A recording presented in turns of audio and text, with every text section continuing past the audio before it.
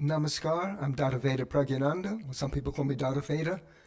And today I'm going to do a short talk on a very important topic, actually, although it's ancient, it's as modern as you can get.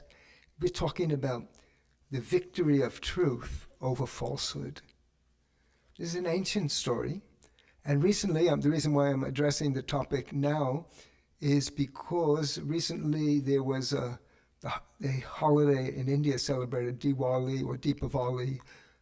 That's another name for the same thing. It's called the Festival of Light. And it's the festival of good over evil, basically. That's what it is. It's celebrated in different ways. Some people in the Hindu tradition think it means when the King Ram returned after exile, there's in his up and down story of good versus evil. But in any case, it's the story of how good triumphs over evil, and that's what Deepavali is supposed to be about. Now the question comes, why in these stories good triumphs over evil? And the question also comes, does truth prevail over falsehood, good over evil in the real world as it is? So according to my teacher, Sri Sri Anandamurti, he says yes, that actually it's not just that the guys who wrote the story, they wanted to give a happy ending, but there's some inherent truth in the idea that good will prevail and that those who keep an honest and straight path will prevail over the crooked.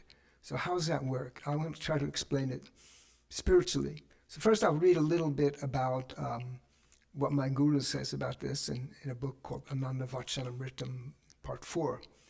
He said, those who know Brahma, the embodiment of bliss, no longer fear anything. Actually, there is no plausible reason to be afraid of anything in this world because Parama Purusha, the Supreme Consciousness, is more courageous than the most courageous and braver than the bravest. Those who take shelter in Parama Purusha are therefore bound to acquire these qualities: courage, bravery, chivalry, and so on. Once endowed with such qualities, what is there to fear? Satya is absolutely fearless. And then he reads a Sanskrit saying which says, only Satya or truth triumphs and not falsehood.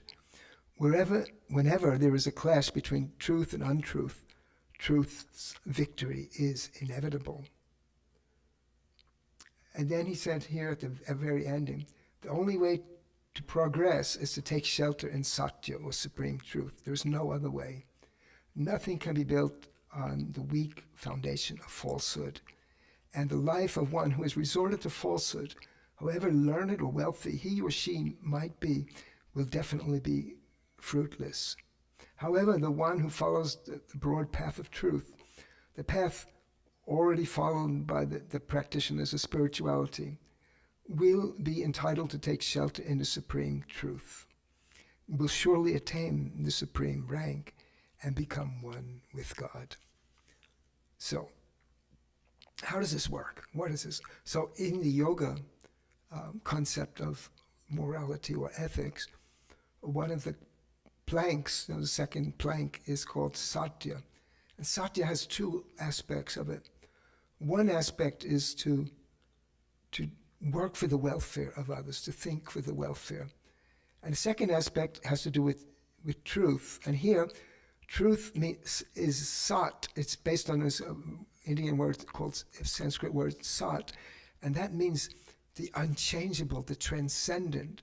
So, there are many things that will change in this world. Like what is seems to be, bedrock truth, it won't be tomorrow. Even like, geography books had to be rewritten over and over because the boundaries of nations change. So those are kind of like a relative truths, but there's some kind of absolute entity. The absolute truth doesn't change. So the idea is that a spiritual practitioner should adhere to truth in different spheres. So there's different concepts of truth. One is called Ritta, and Ritta means the exact word of what you say. When you say this, you say that. And Satya means to you're doing that Ritta, but with the concept of benevolence there. So that means that suppose someone with bad intention comes to your house and he wants to break in, and they're looking for your little brother, and they said, is this guy here? They, no, he's not here. He went to camp. He's not here. It's not true, but it was for the welfare. So that's Satya. But in general, that people should adhere to truth, and they should think for the welfare of others. And if they don't, what happens? Here's what happens, and here's why the story always ends badly for those who transgress. The thing is that when you are following Satya, when you're following the truth,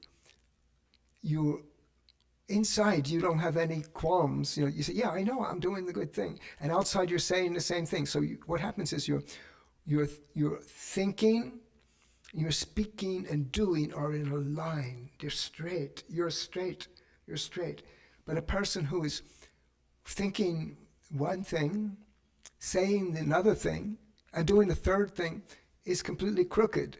And when it comes to combat, and this is the reason why Rama defeats Ravana in this story, and so many others, who even sometimes David slays Goliath, or whatever. Some of the stories are historical, they could be mythological, it doesn't matter.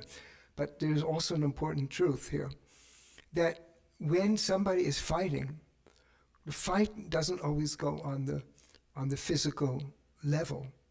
The fight is also in the mind. So in your mind, if you're outside, you're built with armor, you're very strong, but inside you say, yeah, I know I cheated the people, I was crooked, I did this, and you're shaking a little bit inside, then that puts you at a disadvantage in a fight with a spirited opponent, someone who's saying, no, I never harmed anyone, I'm fighting for the good, I'm fighting for the right of my people to survive, or something like that. They have a noble cause.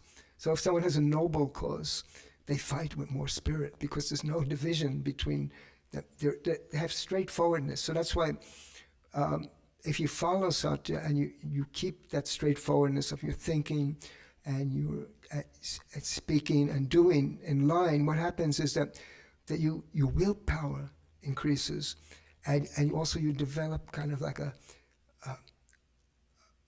it's called ojas in Sanskrit. It means like a light, a vibration of all around goodness develops in you, and it gives you spirit.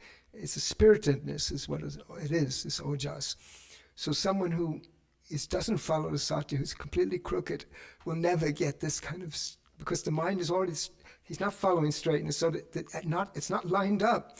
And that is the reason why these holidays are celebrated, and that is the reason why sometimes the little people defeat the big people, because the fight is not just on the physical level, it's on the psychic level. So this is the reason why all of these holidays are, based on that, on good defeating evil. And so in this world, though, people will say, yeah, but I see the lying, the cheating, the person, they're on top of the world now, but that's temporary. So that's why there's another thing in this passage which I left out. He says, the falsehood which may exist today will not exist tomorrow. Whatever comes goes. So, but Satya is something which was in the past, which is today, which will be in the future. And Satya ultimately triumphs. And untruth is a moving phenomenon, and you may attain a temporary victory on its march, but never a permanent one. So in Sanskrit, permanent victory is called Vijaya, and temporary victory is called Jaya. So falsehood does not win because it is relative, it is ever-changing.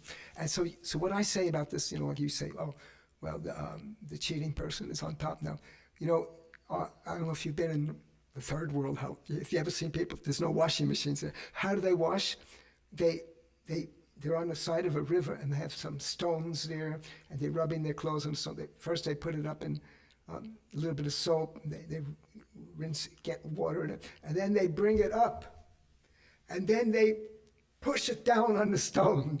So what that is why I use that image, because the people who are sometimes raised up today in their greatness, of the so-called greatness, they're going to be dashed to the rocks by the nature, by Prakriti. So that is the reason. So good will always triumph over evil. It's destined. That's why my guru once said, sunshine is destined in human life. Sunshine is destined in human life.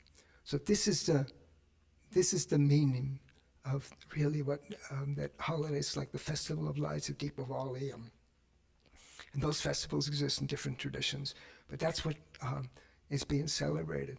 But the question comes that we have to, in our life, we have to put that into practice, and we have to follow the path of Satya. It means to be honest and straightforward, and the inside and the outside, they're marching in a line, and you develop a noble character, and that noble character is stronger than the character of the people who, they may be wealthy, they may be famous, they may be even numerous, but if their strength, their so-called strength, is based on falsehood, they will perish, and they will come down on the rocks, just like the washerwoman does with her clothing. Now, but the washerwoman here is not is nature, and nature will put these people on the rocks. So that's what's going to happen.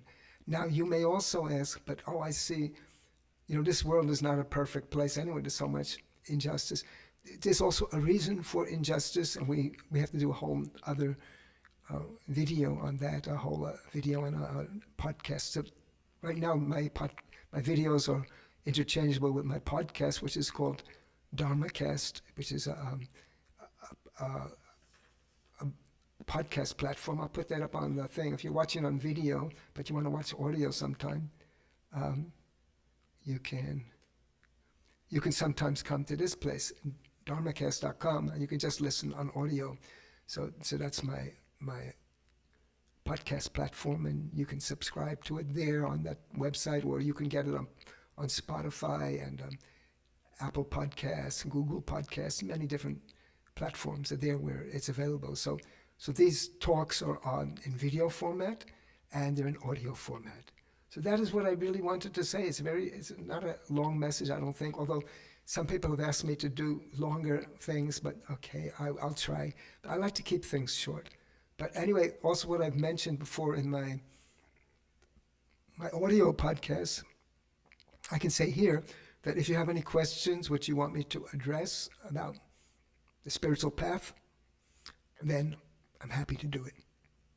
Over here on my left, if you're watching online, is my website, dadaveda.com. You can go there, and there's a lot of articles. There's links to my podcast. There's links to videos. There's music. My music is there. So this is about what I wanted to say. Okay, we can close out. I'll do it with the guitar. We'll close out with the mantra, which we always open up with. Like if you're listening on audio, we have always an intro with this mantra, and I'll do it. 1 second. The guitar is right here. I have to pick it up. Okay, so here we go. We're going to sing Bhavanam Kevalam. I'm going to sing it at least. It means only the name of that most beloved. Only that name of that most beloved.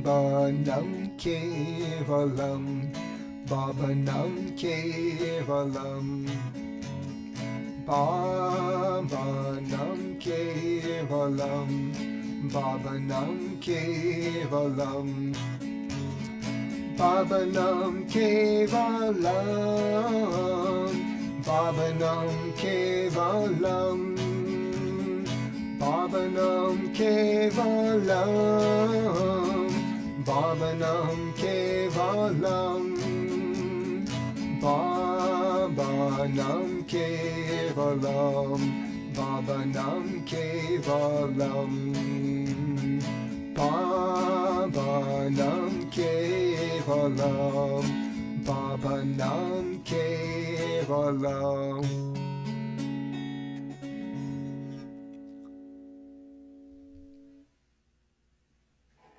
So that is all, and I thank you for watching. If you're watching or if you're listening as a podcast, I thank you very much. And I bid you a namaskar, which is here. It means I salute you with my mind and all the love of my heart. So I'll see you in the next time. But if you want to keep in touch with me, subscribe to all the podcasts, also to the YouTube channel, and let's keep in touch. And you can send me a message if you have to send a message, but I want to hear from you.